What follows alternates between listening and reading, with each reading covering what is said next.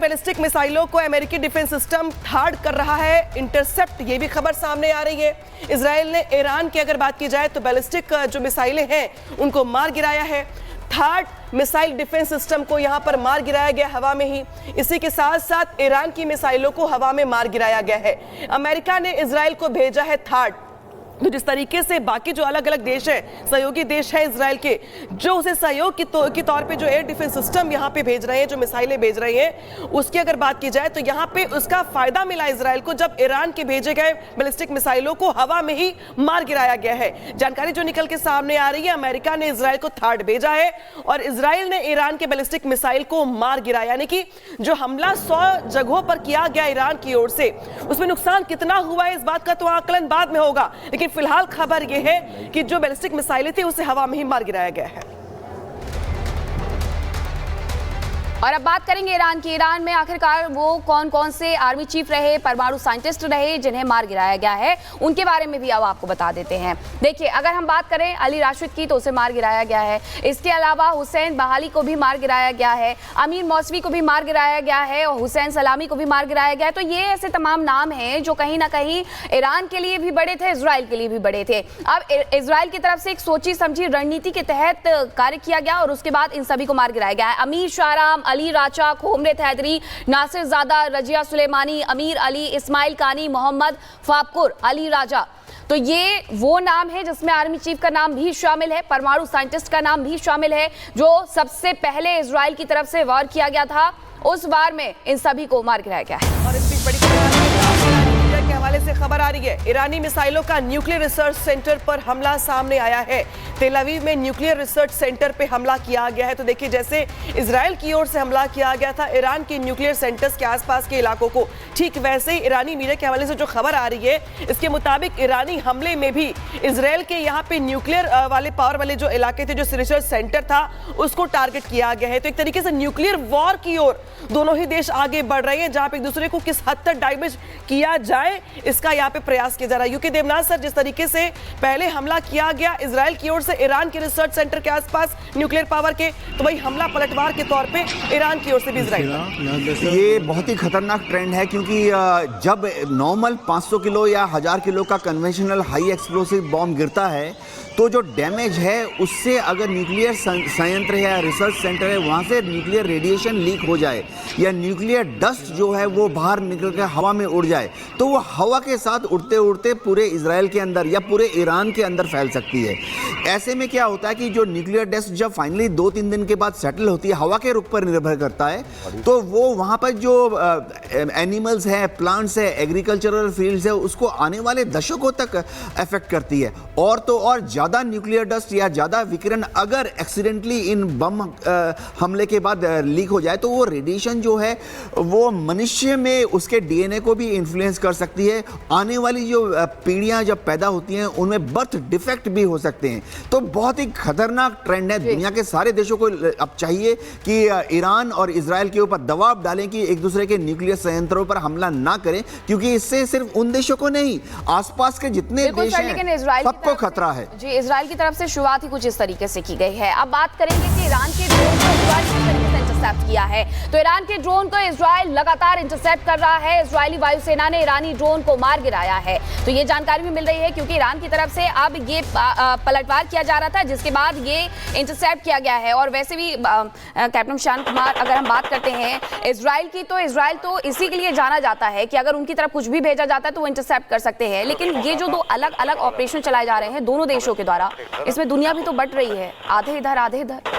But तो इसलिए रही है कि सीधा सीधा उन्होंने नाम ही ऐसा रखा है। देखिए, मैंने अभी आपको जस्ट कुछ देर पहले कहा था, ऑपरेशन राइजिंग लायन का मतलब है कि ये जो है वो अपने आप को नया इजराइल मानता है, इस क्षेत्र का लायन मानता है, बादशाह मानता है अब अपने आप को। अब उसको पता है हम मारेंगे, और लेजिटिमेट टारगेट चुन चुन कर मार रहा है, प्रिसाइज अटैक कर रहा है, और ये वर्ल्ड को मैसेज भी दे रहा है कि मुझे ईरान के उन प्रोग्राम से खतरा है, इसलिए मैं उनको ध्वस्त करूंगा और ईरान को सबक सिखा के उसे रास्ते पे सभ्यता के हिसाब से जीने के लिए मजबूर मजबूर करूंगा।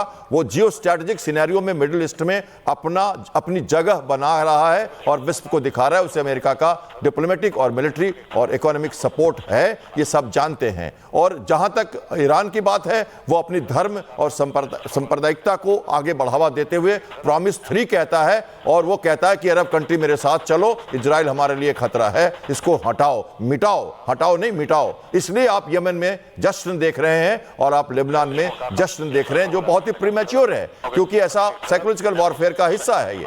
तो एक तरह से आप इस तरह से खेमों में, आपका जो प्रश्न है, इस तरह से वो वर्ल्ड को जो सिनेरियो है मिडिल ईस्ट का, वो इस तरह से खेमों में बटता नजर आ रहा है। पर मैं एक बात और कहना चाहता हूं, देखिए मिडिल ईस्ट जो है वो बहुत प्रोग्रेसिव हो चुका है, और आपने देखा होगा हमास और हिजबुल्लाह के अटैक के दौरान किसी कंट्रीज ने, उनके अपने नेबर्स इजिप्ट और जॉर्डान ने कुछ नहीं कहा, किसी ने किसी तरह का ज्यादा सपोर्ट नहीं दिया। सब ने कहा कि रोको रोको, लेकिन हमास और हिजबुल्लाह के साथ जो करना था इजराइल ने वो कर दिया। तो उसने अपना नमूना तो पूरी तरह से अक्टूबर 2023 के बाद से दिखा दिया है, और वर्ल्ड को मैसेज क्लियर दे दिया है कि उनका मोसाद फेल्यूर नहीं था, वो वापस आता है और वहां मारता है जहां उसको मारना चाहिए, और देर से और दूर तक मारता है, और बहुत प्लानिंग के साथ मारता है। ये तैयारी ऑपरेशन राइजिंग लायन का आज नहीं, ये तो पिछले साल से शुरू कर दिया था उन्होंने। पहले वो हिजबुल्लाह को सफाया उन्होंने किया, हमास को ठीक किया, और वहां पर कंट्रोल में आ गए हैं। विश्व कुछ नहीं कर पाया उनका, सब जगह हल्ला करते रहे, कुछ नहीं कर पाए। अब जब वो, और यमन को भी उन्होंने ठीक कर दिया, हूती को भी ठीक कर दिया, सब जब चुप हुए हैं तो अपने सिचुएशन में अपॉर्चुनिटी के हिसाब से सही समय पे सही जगह पे। होगा सर कि सर्वाइवल किसका ज्यादा है और यहाँ पे युद्ध लड़ने की जो ताकत है वो यहाँ पे किसकी कितनी ज्यादा है? इस बीच जो तस्वीरें दिखा रहे हैं आपको हम, कि 4 तस्वीरें लेते हैं। इजराइल के हमले में ईरान के 78 लोगों की मौत हुई है। ईरान ने यूएन में कहा 78 लोगों की मौत हुई है, 320 लोग घायल हैं। तो जो जानकारी निकल के सामने आ रही है, इजराइल ने जिस तरीके से हमला किया था, उस हमले में ईरान के 78 लोगों की मौत हुई है। इसी के साथ साथ 300 से ज्यादा ऐसे लोग हैं जो घायल हैं। टॉप 20 कमांडर्स जो है यहाँ पे, उनके भी मारे जाने की खबर है। अगर बात की जाए तो सुप्रीम लीडर की नियुक्ति यहाँ पे कर दी गई है, लेकिन जो मौतों का आंकड़ा है वो भी सामने आ गया है, जहां पे इजराइल के हमले में ईरान के 78 लोगों की मौत हुई है, 320 लोग घायल यहां पर बताए जा रहे हैं। ईरान ने बाकायदे यूएन में ऑफिशियल स्टेटमेंट दिया है। क्योंकि देवनाथ सर, मैं आपके पास आ रही हूं, जिस तरीके से इजराइल की ओर से हालांकि मैसेज दिया जाएगा उनकी ओर से कि देखिए जो उनका न्यूक्लियर पावर था, जो जिस तरीके से वो एक रणनीति तैयार करते हैं, हमने उसको फेल कर दिया है। लेकिन अब देखना यह होगा कि चूंकि वार पलटवार का दौर चल रहा है, तो ईरान कब तक लड़ पाएगा, सर्वाइवल कहां तक है, ताकत कितनी बड़ी है, और ये दिन कितने लंबे होने वाले युद्ध वाले? देखिए, ईरान की मिलिट्री पावर के बारे में मैं जरा अंदाजा दे दूं। ईरान की जो नेवी है, बहुत छोटी सी नेवी है, वो सिर्फ पर्शियन गल्फ तक सीमित है, स्ट्रेट ऑफ हॉर्मुज तक सीमित है। वो इतनी छोटी सी नेवी है कि स्ट्रेट ऑफ हॉर्मुज से निकल के वो अरेबियन सी तक भी नहीं आ पाती है। इसी तरह से ईरान की एयरफोर्स बहुत छोटी और बहुत ही पुरानी एयरफोर्स है। उनके पास कुछ पुराने MiG-29 हैं, कुछ पुराने F-4 सीरीज के विमान हैं, और वो इतने पुराने हैं और उनकी रेंज भी इतनी नहीं है कि वो इजराइल की तरफ जाएं। ऐसे भी समझिए, एक थ्योरेटिकल अंदाजा ले लेते हैं, अगर ईरान अपनी एयरफोर्स के जहाजों को लॉन्च करता है इजराइल की तरफ, नहीं पहुंच पाएंगे, क्योंकि उनको जो अमेरिका की एयरफोर्स है, जो कि बहुत ही अच्छी तरह से जॉर्डन में डिप्लॉयड है, यूएस एयरफोर्स ने सऊदी में अपने 2-2 फाइटर स्क्वाड्रन को रखा हुआ है। ईरान अगर अपने फाइटर्स को उस तरफ कूच कर आता है, तो उसको यूएस एयरफोर्स या यूएस एयरफोर्स के फाइटर विमानों ने रास्ते में ही इराक के स्पेस में या जॉर्डन के स्पेस में धर देना है।